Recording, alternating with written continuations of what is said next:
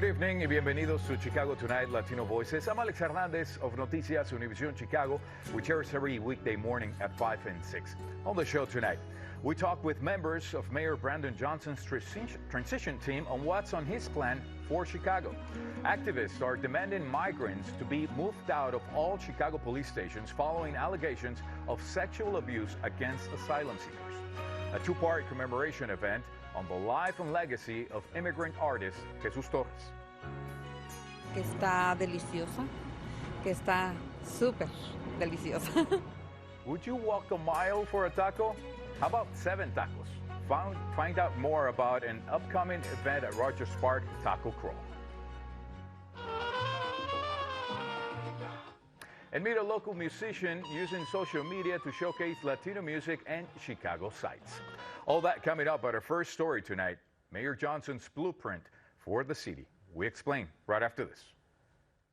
Chicago Tonight, Latino Voices, is made possible in part by the support of these donors.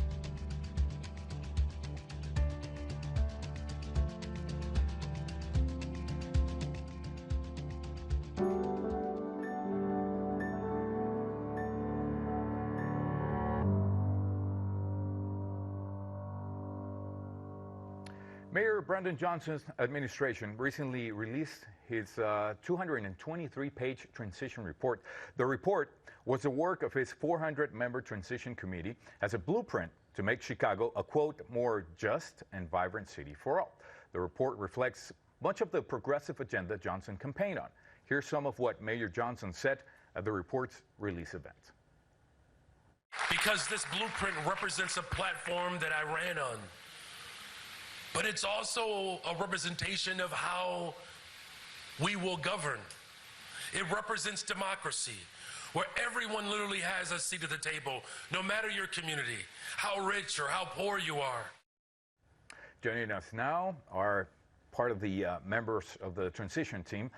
Juan Morado with the Illinois Latino Agenda 2.0. He's also a member of the Health and Human Services Transition Committee.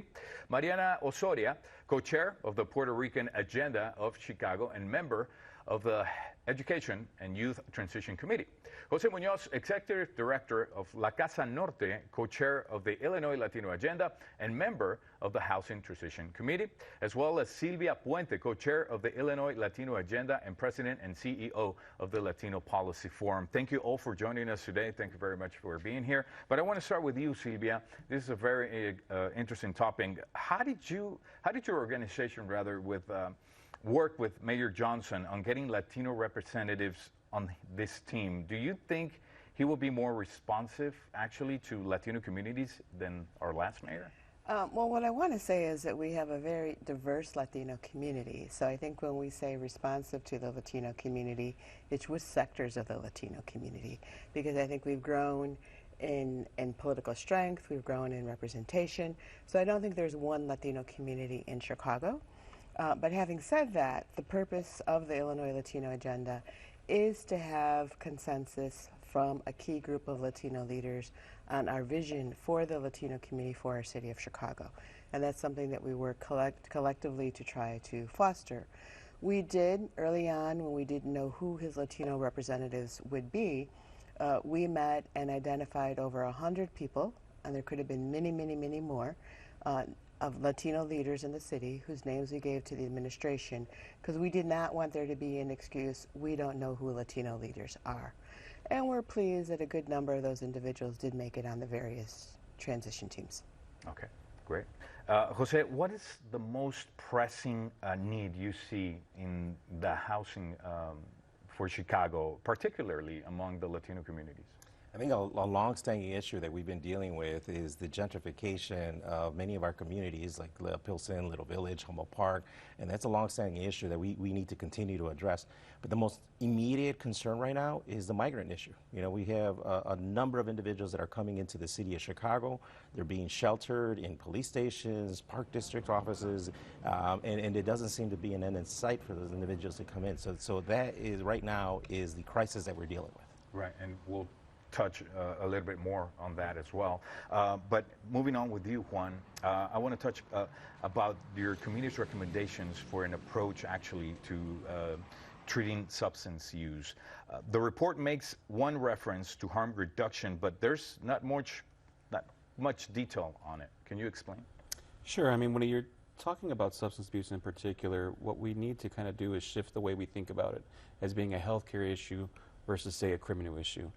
Quite often, drug abuse can lead to an individual maybe committing a crime, and then we're, locking a person up, and they're not actually getting the treatment that might help them at the end of the day.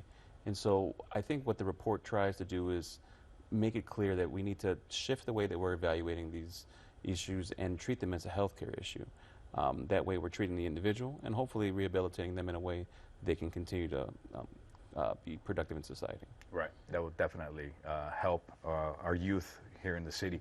Mariana, CPS, as you know, has been shrinking in numbers in the past years, numbers of students, until this year when it added children, actually, recently arrived migrants, right? So what are some recommendations that would support CPS Latino students who now comprise the majority of the system, including those new arrivals? Yeah, it's a really good question. So I think some of the key things that we talked about within this report were how do we look at how we are represented within the school district. So if you look at the report, you'll see that there are opportunities to look at the pipeline for educators, whether that is looking at actual students from CPS or parents and other community leaders, and really think about a grow your own focus to be able to have educators that reflect our community. You also will find in this report something that I think is really critical, a focus on early childhood and early childhood education, including from birth. And we know that 80% of the brain is developed in the first 3 years of life, 90% in the first 5. So recognizing that that foundation is going to be critical to help Latino young children be able to be successful through the trajectory of their education. Silvia, how can you ensure that Mayor Johnson represents actually Latinos at a time of heightened tension between the Black and Latino communities here in Chicago? Well, the mayor says it best. Everyone is welcome to the table, and we need to be able to talk to each other. Okay. And I think we as Latino leaders, we as a Latino Agenda, and all the organizations that we represent are committed to that conversation and to that dialogue. I will share that we have convened something called the Welcome to Illinois Coalition, which does bring together many of the providers working on the migrant crisis. And we've been very deliberate in reaching out to leaders from the African American community where there is some tension to invite them to the table to have conversation. But I think it's also important to know that that's what the tension is. It gets a lot of media attention, but there are committed groups of African American leaders and faith-based leaders across the city that are coming together to address the Migrant Council, who really believe in welcoming the stranger. What would you say is the base for that tension between the Black and Latino community? Well, I think the basis of the tension is that people feel it's a limited pie and that there are limited resources, and if one group gets some, then another group doesn't get any. I think that a really commendable step that I want to compliment the mayor on is that he has created a deputy mayor for immigration. That's the first time I think we see someone at that level in his administration. And we're all really pleased, I think. I've heard nothing but positive, and we know the person that's in that role now, and she has a huge challenge, but we really look forward to working with her and collaborating with her.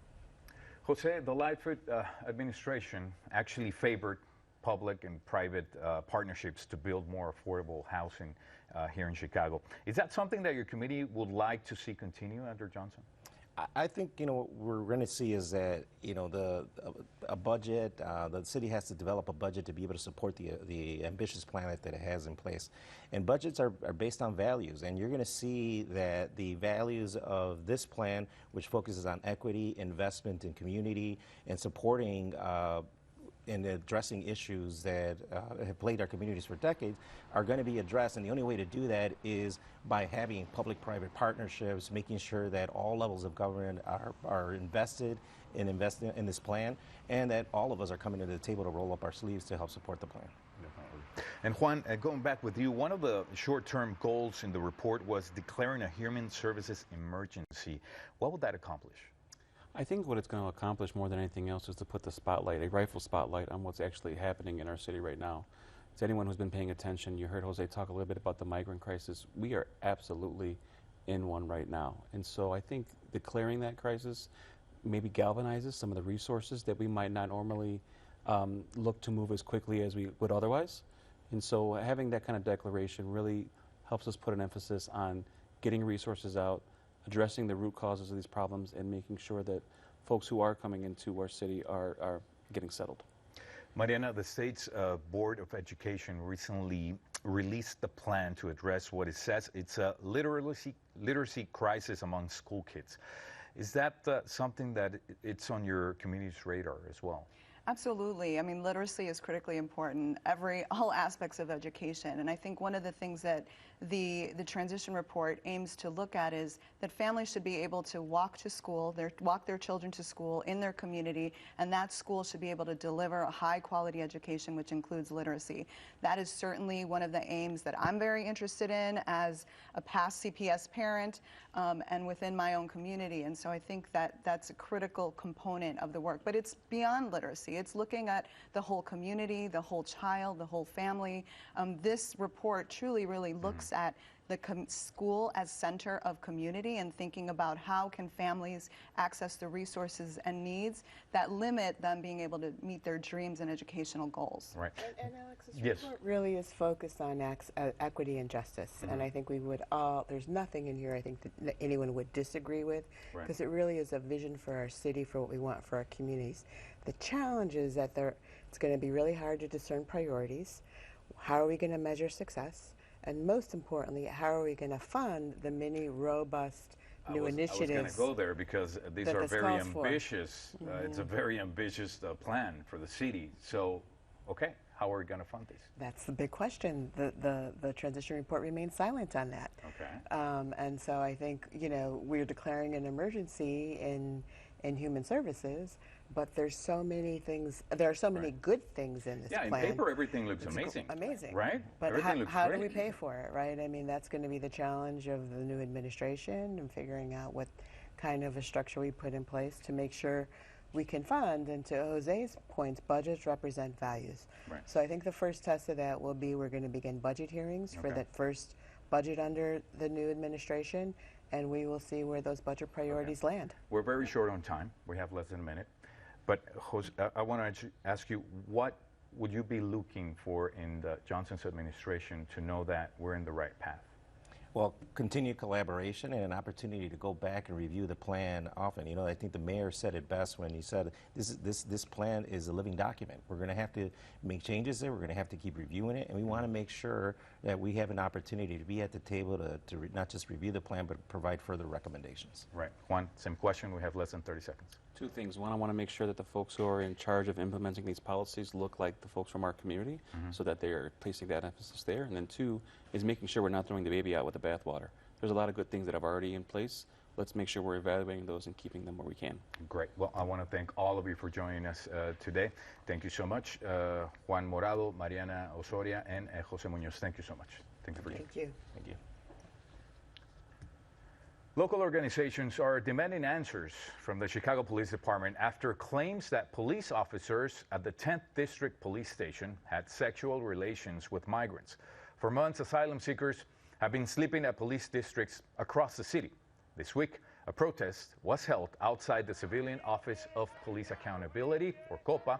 Local activists are demanding a further investigation into officers accused of inappropriate conduct.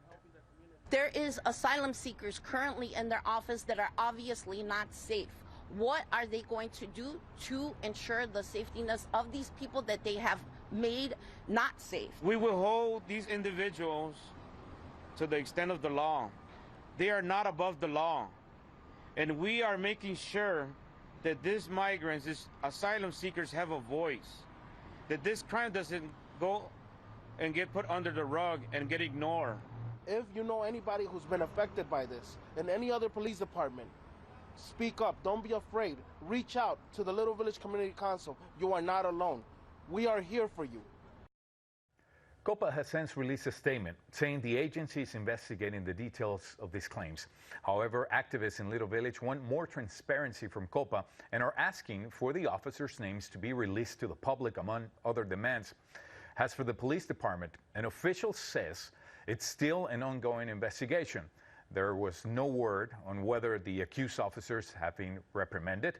If the allegations are true, protesters want to see the officers fired or charged.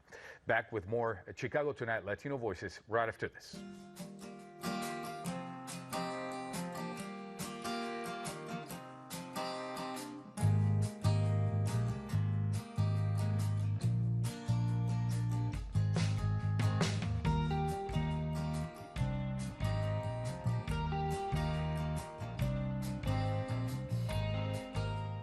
In his heyday of the 1930s and 1940s, the work of Mexican immigrant artist Jesus Torres was in high demand by Chicago's wealthy class, but his legacy is often overshadowed by that of his artistic partner, Edgar Miller.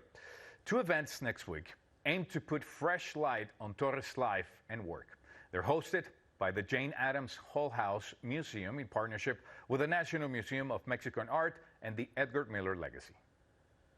Jesus Torres was a Chicago artist. He was born in Silao in Guanajuato, Mexico, and he actually came to Chicago in the late 1920s. He actually started coming to Hull House for English classes, found out that they had ceramics programs and began producing pottery, and during that time met Edgar Miller and began working alongside him, and they were partners for quite some time.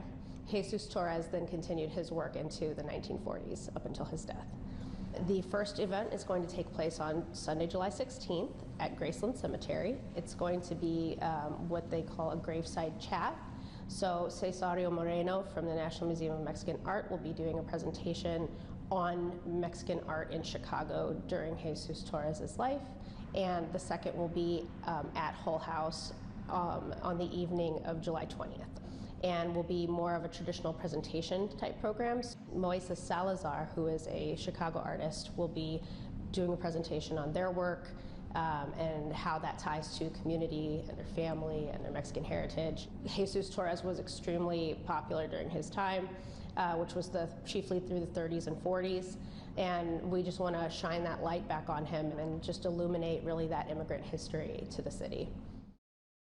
Again, those events take place on July 16 and July 20th. Both are free to attend, but reservations are required. You'll find more on our website. And now to arts correspondent Angel Lidu and a local musician making a splash on social media. Angel? Alex, Peruvian trumpet player Daniel Flores is on a mission to showcase Chicago's beauty with help from a musical friend, his trumpet. Now, Flores performs songs that celebrate the Latino community while featuring various Chicago backgrounds on TikTok. Take a look.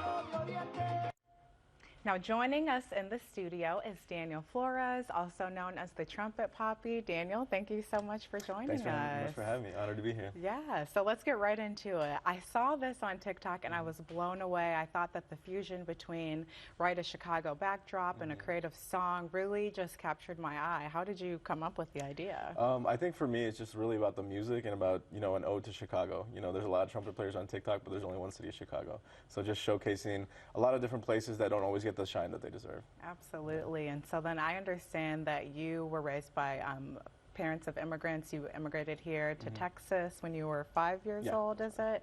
And then you moved to Chicago a little later in life for undergrad and graduate school at Northwestern. How did you learn to understand what the city has to offer and decide how you wanted to showcase the city? No, absolutely. I think, very early on, I did a pre-orientation program, and we were taken all across different neighborhoods across from Chicago outside of downtown, and we did a lot of civic engagement and volunteering and just understanding how big of a place it and how diverse it was. San Antonio is a beautiful place, but it's predominantly Mexican American, and here I was meeting individuals from all different countries, all different parts of the world, and it just got me excited. I was just like, I'd never been exposed to so many different people. And I think as much as you learn and you you get to know the city of Chicago, the more you don't know about it. There's something new to discover every day. Absolutely. And so thinking about like your musical background and upbringing, how did you decide to bring that influence to Chicago? I know you started on TikTok originally recording yourself playing, but you decided to flip the camera and show your trumpet instead. Yeah, absolutely. That was kind of just I was running late and I needed to post a video that week. So I said, okay, everyone had been asking for this song. So I played it with a backdrop. It was at night. The skyline was there. And I think people really liked it. They really liked the view. They really liked sad songs as well. So it just kind of took off from there. What do you think about the response that you've received from people, whether it be folks that love the traditional songs, because I know it was a Bad Bunny song that really kind of broke the internet on TikTok as a La Canción, right? So thinking about how you were getting maybe folks that love trumpet playing or the classical instruments and modern day songs. Have you found that people are kind of like, wow, I didn't think that this is a fusion I would like, or maybe I'll listen to more music that features trumpet players, or? No, absolutely. I think it really just comes down to representation. People like seeing themselves or things that they like in their videos.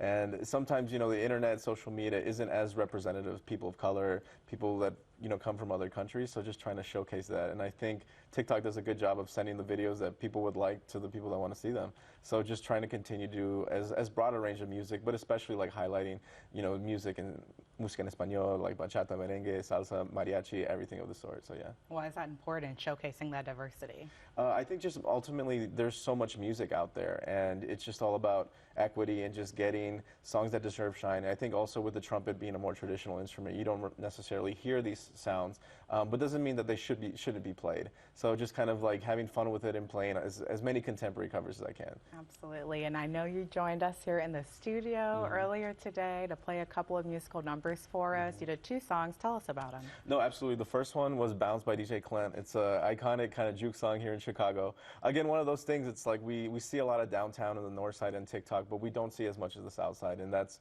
you know, a song that I feel like anyone that is here from Chicago understands and loves. So just being able to showcase that song on a trumpet, which you wouldn't necessarily expect, but yeah. Absolutely, and then you played an additional song for us. Yes, so that was like I also love reggaeton, so that was a Tego Calderon classic, Pa que retrocen. On trumpet, again, it's just kind of mirroring the dembow beat that you would hear in more modern reggaeton, and just showcasing on trumpet bright, loud sounds. And yeah, I think just another video that people enjoyed, and just seeing the trumpet and reggaeton together, it was surprising, but also like fun for people to see. A fun fusion. All right, well, let's take a little bit of a look at that.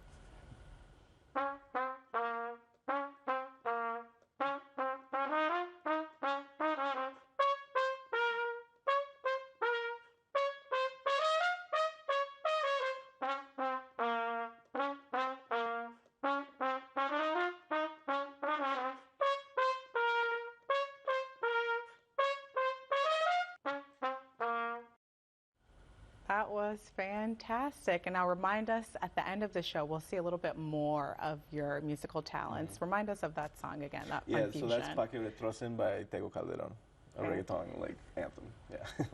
Fantastic. That's awesome. So our thanks to Daniel Flores, also known as the Trumpet Poppy. Thank you so much. And make sure to stick around once again for the end of tonight's show for an encore musical performance by Daniel Flores, also known as the Trumpet Poppy. Up next, it's taco time. Alex Hernandez has the delicious details right after this.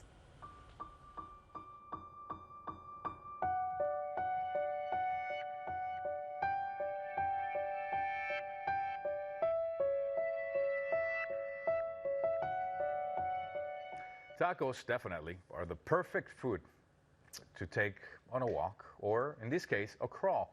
On Thursday, July 20th, the Rogers Park Business Alliance is hosting its annual taco crawl, in which 14 restaurants along Clark Street will offer their signature tacos to participants with a tequila cocktail at the end. We spoke with the owners of El Pecado and Taqueria Ciudad Hidalgo about what makes their tacos worth walking a mile for. Tenemos nuestra comida, que es muy mexicana, que ellos siempre me dicen que está deliciosa, que está súper deliciosa. Y eso me hace sentir orgullosa de mí misma, porque toda la comida que está hecha en este restaurante son mis recetas propias. Lo especial de mi restaurante también es que es grande enfrente y tenemos patio atrás. The best stuff on it, I mean, the best flavors on it, I believe. And because being Mexican, is, we spice it up a little bit. And I believe what makes people come back is if they really like the food. I mean, prices are fair, make them feel comfortable when they walk in. That's how we eat. I mean, it's what I love to do. I mean, for me, tacos are the best thing. For me too. For this event, El Pecado is offering a cochinita pibil taco, and Taqueria Ciudad Hidalgo will offer their take on tacos al pastor. The Rogers Park Taco Crawl runs from 3 to 7 p.m. on Thursday, July 20th, and tickets are selling fast. You'll find more information on that on our website. Well, that's going to be our time. That's going to be our show for tonight. Don't forget to tune in to Noticias Univision Chicago every weekday morning. I'll be waiting for you. We leave you tonight with some more of Daniel Flores, also known as the Trumpet Poppy. Now, for all of us here at Chicago Tonight Latino Voices, I'm Alex Hernandez.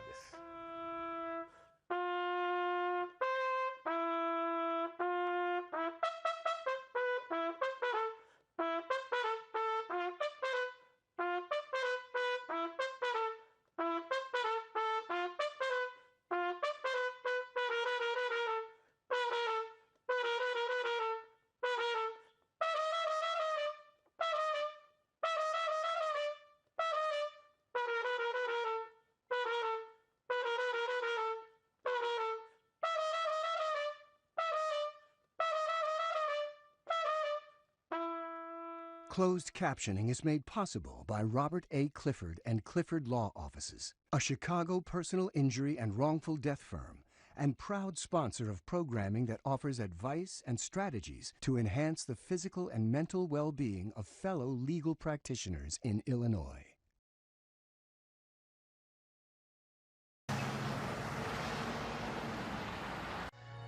Northwestern Athletics program reeling after firing a football and now baseball coach. The search for a new Chicago top comp is down to 3 finalists, and multiple tornadoes rock the area with more severe weather forecast. All in the Weekend Review tonight at 7.